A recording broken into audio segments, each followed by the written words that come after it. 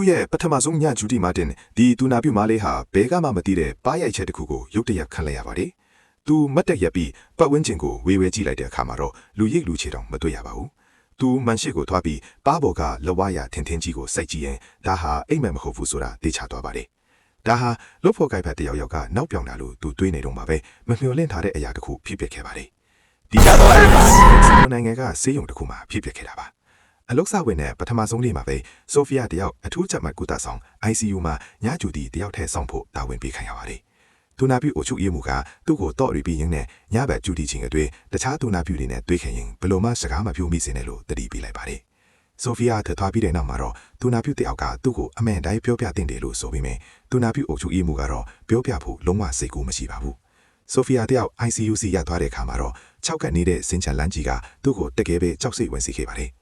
သူအားတင်းပြီးအလုတ်ဆလုပ်ခဲ့ပါတယ်။အစာပိုင်းမှာတော့အရာအလုံးအဆင်ပြေနေပြီမဲ့လူနာတယောက်ကိုအနာထဲပေးဖို့လုပ်နေတော့မှာပဲစင်ချန်လန်းဘက်ကနေတချင်းဆိုတန်တစ်ခုကိုရုတ်တရက်ကြားလိုက်ရပါတယ်။ဆိုဖီယာတယောက်တတိထားကြီးအပြင်ထွက်ကြည့်ပေမဲ့စင်ချန်လန်းကတော့လုံးဝကိုဟာလာဟင်းလင်မှာပဲဘယ်သူမှရှိမနေပါဘူး။သူနားကြမှားတာဖြစ်ပါလို့ကိုပြန်ပြေသိရင်အားတင်းပြီးလူနာဆောင်ထဲပြန်ဝင်ခဲ့ပါတယ်။ဒါပေမဲ့စိတ်မတင်ရင်ဖြစ်သွားတာကြောင့်ဆေးရည်ပူလင်းကိုမတော်စားတိုက်မိပြီးသူ့အင်ကြီးမှာပေးချန်သွားပါတော့တယ်။ဆိုဖီယာဟာဝန်တန်းအဝေးတဲ့ခံကိုပြန်သွားတဲ့အခါမှာသူ့ရဲ့ဗီဒီယိုတကားကပွင့်နေတာကိုတွေ့လိုက်ရပါတယ်။သူဘာကြောင့်လဲလို့စဉ်းစားနေတော့မှပဲစင်ချန်လန်ဘက်ကနေတောက်ဖနာတန်တွေရုတ်တရက်ထပ်ပေါ်လာပြီးမန်တကာအနောက်မှာလူရိပ်တစ်ခုပေါ်လာပါတယ်။ဆိုဖီယာကအဲ့ဒီလူရိပ်ကိုလမ်းနှုတ်ဆက်လိုက်ပေမဲ့ဘာတုံ့ပြန်ဖို့မှမရှိပါဘူး။သူတက်တီမွေးပြီးအပြင်ထွက်ကြည့်လိုက်ပေမဲ့စင်ချန်လန်ကတော့အရင်အတိုင်းလူသူကင်းမဲ့နေတော့မှာပဲ။သူအဝက်လဲနေတော့မှပဲခြေတံတွေထပ်ချလိုက်ရပြန်ပါတယ်။ပြီးတော့အနောက်ကနေချောင်းကြည့်လိုက်တဲ့အခါမှာတော့တူနာပြူကိုထောက်ဆောင်ထားတဲ့လူရိပ်တစ်ခုဟာဖုတ်ကောင်တစ်ကောင်လိုတောင့်ကြီးရှောက်လာနေတာကိုတွေ့လိုက်ရပါတယ်။ဆိုဖီယာတယောက်ကြောက်လန့်တကြားနဲ့အဲ့ဒီလူရိပ်ကိုစိုက်ကြည့်နေမိပြီး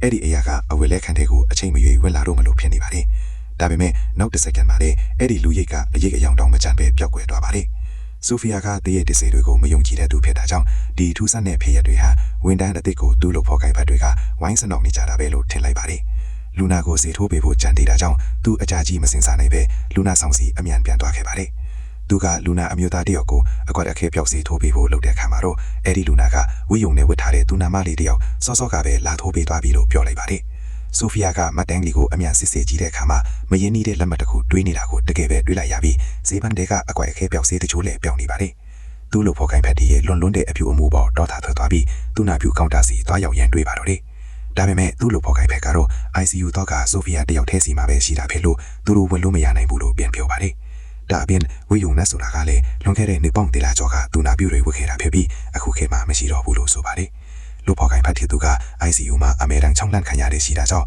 ညာကျူဒီမှာလုံးဝအိမ်မပြောစင်းနဲ့လို့လေးလေးနက်နက်တတိပေးလိုက်ပါတယ်။ဆိုဖီယာတယောက်ကြောင်အားသွားပြီးဒီအလုပ်ကိုလက်ခံခဲ့မိတာနှောင့်တသွားပါတယ်။သူစိတ်လေးလန့်စွာနဲ့ ICU စီပြန်လာတဲ့အခါမှာတော့စင်ချန်လိုင်းကမိလုံးတွေဟာတစ်ဖြက်နဲ့မိတ်တုံဖြစ်လာပါတယ်။တချင်းဆိုတာနဲ့အတုံခြေတံတွေထထလာပြီးထောင်ချိုးတစ်ခုကနေကြောက်စရာကောင်းတဲ့အနက်ရောင်လူကြီးတစ်ခုဖြည်းဖြည်းချင်းထပ်ပေါ်လာပါတယ်။ဆိုဖီယာဟာရှေ့သမျှတတိကိုစူးစီးပြီးအဲ့ဒီတရေကတကယ်ပဲဘလို့ပုံစံမျိုးလဲဆိုတာသိအောင်ရှေ့ကိုဖြည်းဖြည်းချင်းရှော့သွားလိုက်ပါတော့တယ်။